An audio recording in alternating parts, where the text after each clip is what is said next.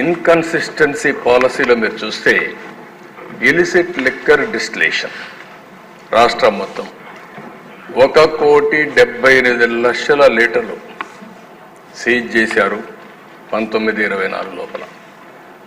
NDPL 66% పెరిగింది compare to 14-19కి. Increased crime 64% పెరిగింది.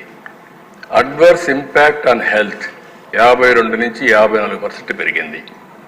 Failure of enforcement 161% increase in arrest 14-19 కంటే ఇది కంపేర్ చేసింది వచ్చింది. Severe impact on financial condition of poorer section, అది ఎంత దుర్మార్గం చేశారంటే అది కూడా నెక్స్ట్ చూపిస్తాను నేను. ఇక్కడ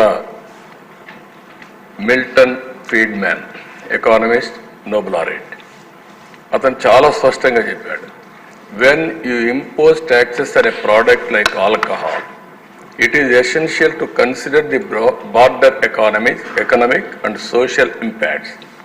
Excessive taxation can drive markets underground, leading to increased crime and health risks అని చాలా స్పష్టంగా చెప్పారు. అంటే మనకు కూడా అర్థమవుతుంది ఇది, కానీ ఏమాత్రం లెక్క పెట్టుకోకుండా చేసే పరిస్థితికి వచ్చారు.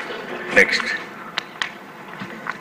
ఇక్కడ మీరు చూసినప్పుడు 1920 for person for year liquor consumption చూస్తే పర్ క్యాపిటల్ కన్జంప్షన్ 5.55, 20-21లో తగ్గింది, 21-22లో మళ్ళా పెరిగింది, 22-23కి 6.03 లీటర్లు పెరిగింది, 23-24 6.23 లీటర్లు ఉంది.